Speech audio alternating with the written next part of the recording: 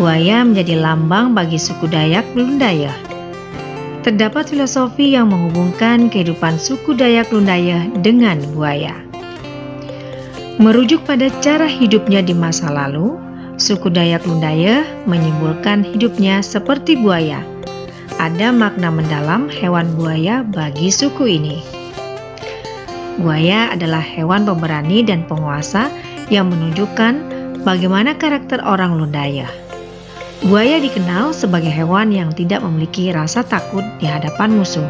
Sekalipun lawan punya ukuran tubuh yang lebih besar, kapanpun dia akan siap sedia menyerang.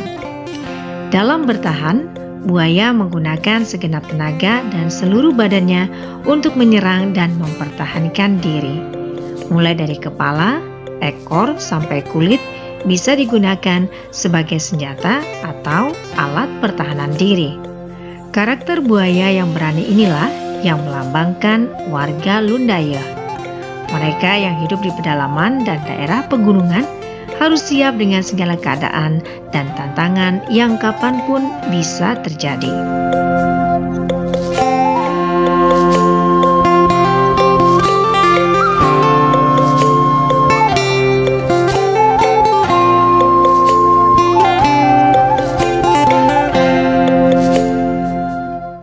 Jadi patung buaya yang ini khusus untuk kampung. Kalau dulu, jadi saya cerita dari awal tentang filosofinya buaya. Buaya Dayak Lundaya ini adalah salah satu suku, bukan salah satu suku, satu-satunya suku yang menandakan wilayah kekuasaan yang memakai patung. Biasanya Dayak ini pada umumnya menandakan suatu wilayah hutan adat itu pakai kuburan. Kalau kami Lundaya ini pakai patung buaya. Jadi filosofi buaya ini, patung buaya ini adalah simbol ketangkasan kami, kekuatannya kami. Jadi kalau ini sungai yang di pinggir nih, jadi kalau kita hulu itu penuh betul banyak di atas gunung itu banyak patung buaya. Jadi kecuali yang kampung desa wisata Pulau Sapi punya, itu kalau kami bilang ulung bersama. Jadi ulung menandakan kemakmurannya kami di sini. Kalau flashback di zamannya orang tua kami dulu, mungkin tahun 50-an ke bawah, zaman waktu pemenggalan kepala masih dihalalkan di sini. Dulu orang tuanya kami tidak memakai itu untuk kampung, itu untuk pribadi. Seperti kakek saya, salah satu pelaku juga dari pemenggalan kepala. Kakek saya dulu memenggal kepala orang, sekian banyak orang dipenggalnya, jadi dia balik ke kampung, dia bawa kepala. Dia bentuk patung buaya itu. Kenapa Lundaya ini memakai simbol buaya?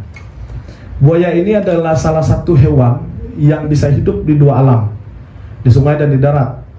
Dan juga buaya ini adalah hewan yang sangat protektif atas wilayahnya.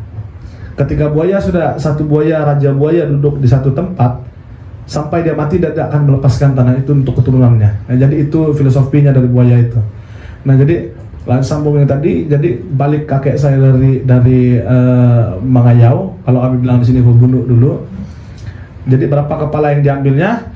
Kalau mbaknya lihat ada patung buaya, ada pokok di situ lagi, ada bak kayu di situ. Nah itu ditatak tuh. Jadi kakek saya dulu full penuh sekeliling tuh. Jadi satu kepala itu satu tak ini. Nanti berapa dia sekali pulang, berapa kepala diambilnya, ditatak sampai ke atas. Nah itu sejarahnya. Jadi kehebatannya Kalundaya ini dulu bukan dari uangnya, bukan dari hasil pertanian dan hasil berburunya, tidak. Berapa kepala yang bisa kamu ambil? Sehebat apa kamu bisa membunuh orang, mengambil kepala orang, merebut istri orang? Karena dulu di zamannya kami, istrinya kampung sebelah itu istrinya kami. Kalau kami mau, kami ambil. Jadi kami kirim budak kami dulu, kalau kami bilang ada mulun itu, kami kirim budak ke sana, ajak perang. Kalau kami dulu ajak bawa itu isyarat perang, jadi perkelompok. Jadi kalau kami ajak berperang, kalau kalah yang punya kampung sebelah ini bukan kampung, rumah panjang seperti rumah adat ini. Kami dulu daerah kampung. Jadi kalau kalah satu rumah adat ini, ya kalau si perempuan ini diambil untuk jadi istri saya. Kalau ada yang muda-muda yang masih belia, itu saya ambil jadi budak saya, namanya Demulun. Nah jadi itulah simbolnya Lundaya itu. Kenapa dia bisa jadi buaya? Tapi kalau buaya yang di sini sama buaya yang di Taras itu simbol kampung sudah merubah konsep seperti yang dulu. Walaupun waktu pembuatan patung yang ini kami juga bisa memakai darah waktu pembentukan patung ini, karena tidak sembarangan nih patung. Ketika patung buaya ini, misalkan saya ini keturunan orang yang sudah memegal kepala, saya boleh membangun patung buaya.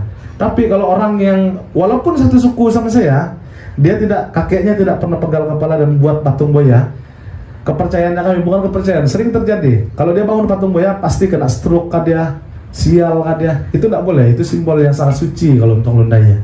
Makanya buaya itu adalah simbolnya Lundaya.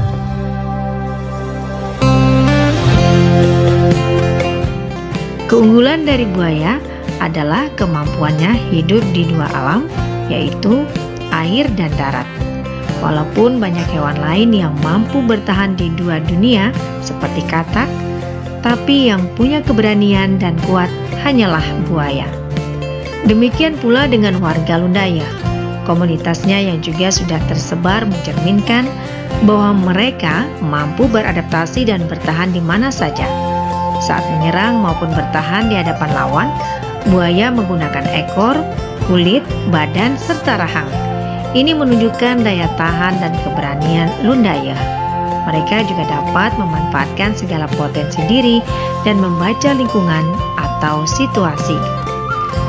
Buaya hanya memiliki satu pasangan saja seumur hidupnya, dan bila pasangannya itu mati, dia tidak akan mencari pasangan lagi. Masyarakat Lundaya pun tidak mengenal budaya nikah lebih dari satu kali.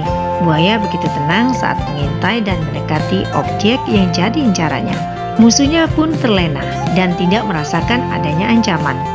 Begitu juga dengan warga Lundaya yang rata-rata tetap tenang, yakin, dan berani dalam menghadapi semua tantangan dan fokus dalam mencapai tujuannya. Secara filosofis, 5 poin tersebut dikatakan mewakili sifat orang Lundaya dan didapati pula pada buaya. Tak heran jika di pemukiman Dayak Lundaya bisa ditemukan patung-patung buaya.